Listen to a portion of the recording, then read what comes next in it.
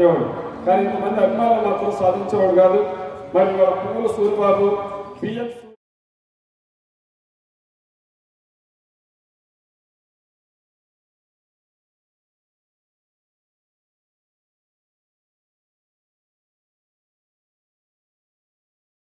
చేయాలనే ఉద్దేశంతో కొంతమంది టీవీఎస్లని, కొంతమంది చదువులకి డబ్బులని, పెళ్లిళ్ళకి సాయం అని అలా చేశారు. అయితే మొట్టమొదటిసారిగా ఆర్వీఎల్ నరసింహారావు గారు, సత్యనారాయణ గారు, వాళ్ళ మిత్ర బృందం అంతా కలిసి మీ తండ్రి గారి పేరు మీద ఒక పురస్కారం ఇవ్వాలని అడగడంతో నాకు 20 ఏళ్ళ నుంచి మిత్రుడు పాండురంగారావు గారు, అంటే బాధితులందరూ ఒకసారి బయలుదేరతారు అన్నట్టు మేము ఎన్నో కష్టాలు పడి ఒక్కొక్క స్టేజ్ దాటుకుంటూ ఈ స్టేజ్ దాకా వచ్చాం. అలాంటి మంచి మిత్రులు ఎన్నో దాన ధర్మాలు చేసి ఇవాళ ఉన్నత స్థానానికి ఇచ్చేసిన మంచి మనిషికి మా తండ్రిగారి పేరు మీద పురస్కారాన్ని కృష్ణ ఆధ్వర్యంలో ఇవ్వడం నాకు చాలా సంతోషంగా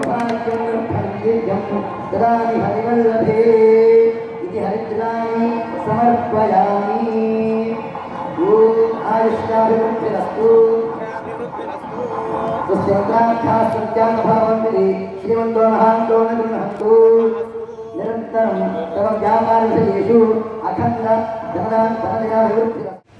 అందరికీ నమస్కారం.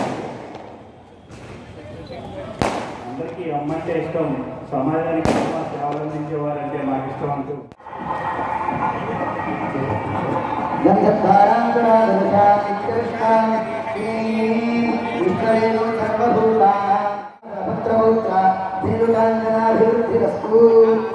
నిరంతరం ధర్మ ఆచరణ, ధర్మ పరిపాలన సిద్ధిరస్తు, ఆయుష్యాభివృద్ధిరస్తు.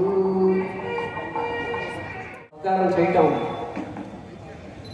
అలాగే మాటూరి రంగనాథ్ గారు దాదాపుగా 20 సంవత్సరాల నుంచి ఆయనకి నాకు మంచి పరిచయం ఉంది.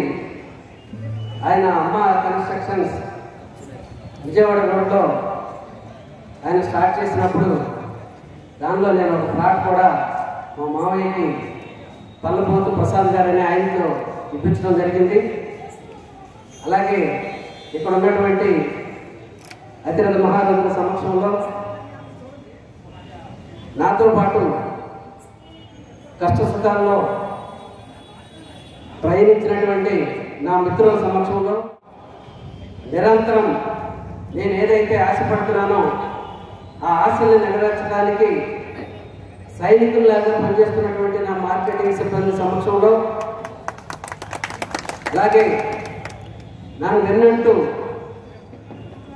మీకంటూ మేము ఉన్నామని పరోక్షంగా కానీ ప్రత్యక్షంగా కానీ ఎంతోమంది ఈ ఎదుగుదలకి సపోర్ట్ చేసి ఈరోజు ఇక్కడ సన్మానం జరపడానికి కారకులైన మీ అందరికీ, ఈ సన్మానం చేసినటువంటి పెద్దలందరికీ, వ్యవస్థకి, సంస్థకి నమస్సుమాంజలి తెలియజేస్తున్నాను. ఈ కృష్ణ ఆర్ట్స్ సంస్థకి మరి ఇప్పటి వరకు అయితే నేనేమి చేయలేదు, కానీ ఈరోజు నేను గుర్తించి ఇలా పిలవడం అనేది చాలా హర్షణీయంగా మా వాళ్ళందరూ భావించారు. ఖచ్చితంగా నా వంతు నేను నమ్మింది ఒకటే, ఇదే గుడివాడలో ఒక ప్రైవేట్ ఉద్యోగంగా